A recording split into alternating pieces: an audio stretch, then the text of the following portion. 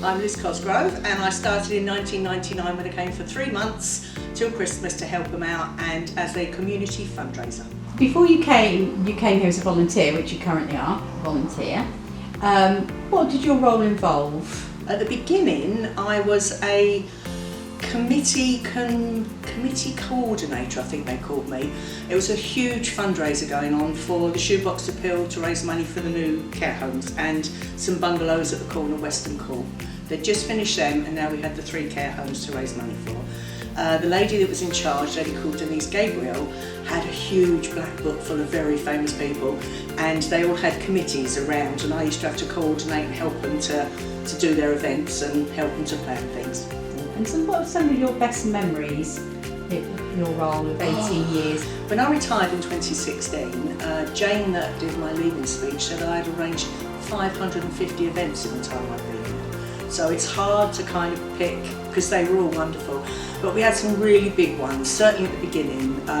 There was a big one in Kensington Palace, there was Imperial War Museum. I think that was Enham's 90th anniversary actually. That was a fabulous event. But for me personally, probably my favourite fun one was kidnapping the mayor. The mayor at the time was Chris Lynn. We had it all arranged with him. We had a wheelchair and he was doing some shopping in the body shop, and we literally rang bells and where we're kidnapping the mayor. We had all these signposts and placards, and we'd built a jail that we had. It was market day, and we had a jail, like a square 2-foot jail, that we stuck him in his wheelchair and cable tied him in, and we wouldn't let him out until he had 10 companies locally doing events to raise money for Enham. He managed 35, which was absolutely amazing. And basically he couldn't go till it was done, and then we'd arrange with the fire engines and the police came to arrest me, and I was taken away in a police car in like, not cufflink, what do you call them? Handcuffs, put me in handcuffs, took me away, and then the fire came, Nino, and they had a great big pair of bolt cutters and they cut him out and set him free. The publicity was fabulous, and we had all those amazing events afterwards, and he loved every minute, absolutely loved it. It was a great fun day, really good. One great event that sticks in my mind, I entered us into a national competition in the Sun called Paint for Change, and we won. So we had a big bus come along, it's a bit of a story to that. My home postcode is very similar to Enham's, and at 7:30 that morning I woke up to a bus pulling up outside with Dulux Paint for Change all over it. I'd given them my home address and not Enham's, so I jumped up quickly, got ready, and we went over. But they arranged for us to have all the paint, all the equipment. We just had to get volunteers, and I think on the day we had about 50. It was such an amazing day. The sun shone. The fellow that was coordinating it all introduced himself as Matt Gray, which really made me laugh. He said I was destined to be a painter. But we got some fabulous photos of the clients painting. They brought the Dulux dog along, and the Dulux dog could only work for 2 hours. He could only work from 10 o'clock till 12 o'clock. Then he had to have a break and be looked after and cooled down and given a drink. And then a double of the Dulux dog came along in the afternoon, whereas our painters and decorators, they started at 8 in the morning and finished at 6 at night. So I think the dog actually done a bit better than the workers.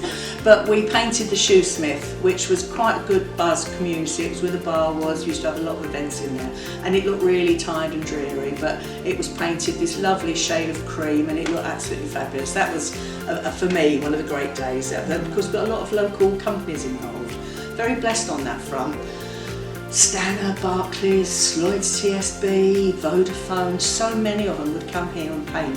And I used to go and make them bacon sandwiches in the morning, and we'd all paint, and they come back and they've all done their own quizzes. We've done quizzes for their companies, so they raised even more. And a lot of those big companies, match fund, I think they call it, whereas if we raise 500, they give us 500 as well. So they were really good days. I loved all those. We also had one of our clients, Clive, who contacts us, speaks through I think they're just called a talker, but he types and then it speaks for him.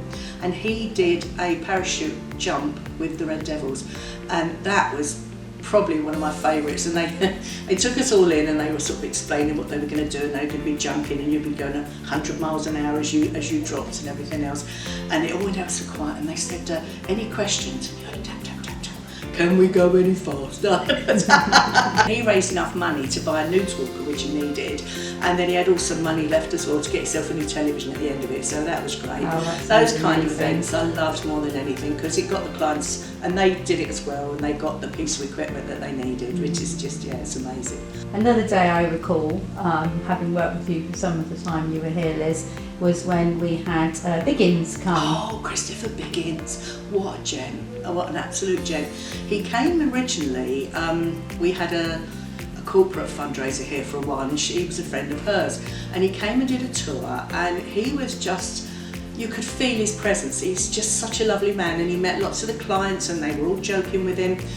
And he came back probably about 3 months later, maybe even a bit longer, to do an advert for us, I think it was. And he walked in and he looked down the corridor, he went, Matthew, Simon! And he remembered, 2 of our guys remembered who they were, sat with them, gave them autographs, just lovely, lovely man. So another event that I remember is the Alamein Day every year, which I believe you were involved in from the beginning. Yeah, very good. Alamein Day, one of my favourite days as well.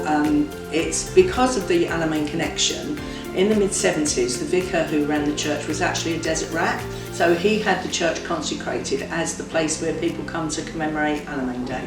So there was always big parades at one time, obviously many years ago. Newbury Road would be closed and the soldiers would march through and there'd be a band, and it was absolutely lovely. But as the soldiers have got older, obviously the numbers have diminished, and I think there's possibly only 1 or 2 left now. But we've had some great ones over the years, and I think it was the 70th anniversary of the Battle of Alamein. We had a huge weekend down on the green, 1940s soldiers, and then on the Sunday, obviously a very respectful day where ex-soldiers would come and they would commemorate the day. But we had one particular year, I had a call from a gentleman who said his dad was in that battle. I said, oh, never not heard of him before. He said, no, we've only just moved here, he'd like to come along. So he came over, and we were interviewed by Southern Television, I think on Meridian, one of those at the time. And the lady sat down in the church with this gentleman, he was probably in his early 90s, and she said to him, how will you feel when you lay that wreath in memory of your client? And he started to cry, and we all sat and cried with him, and once it was sort of calmed down and we gave him a drink, and he said he was 19 years old and he was taken.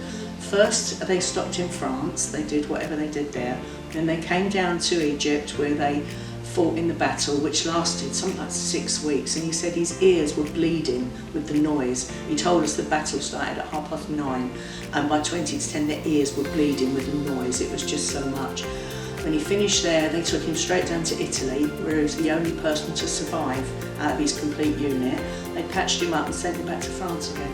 And his son said afterwards, he's never told, it's never ever been spoken about, and it's very humbling, very, very humbling. So we've just spoken about the last 100 years for Enham. What do you see, what would you like to see the future of Enham being in the next 100 years? I think I'd like them to carry on doing what they do best, and that's getting people to be independent, to be themselves, because everybody deserves that, and I think they make a great job of that. So as long as they carry on doing it, I'll be very happy. It's lovely. Thank you, Liz. You're welcome.